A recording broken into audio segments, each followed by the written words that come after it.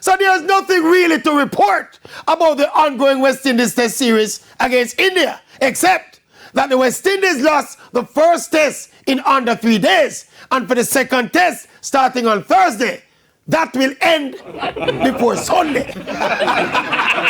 And we hear Captain Ruston Chase and board CEO Chris Derring talking about more resources and better development programs are needed to rescue West Indies cricket and blah, blah, blah.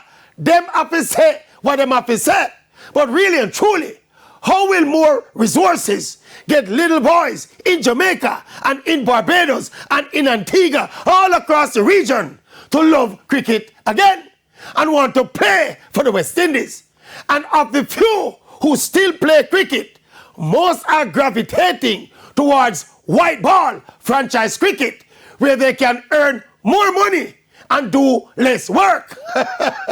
So this resources argument, me no bite.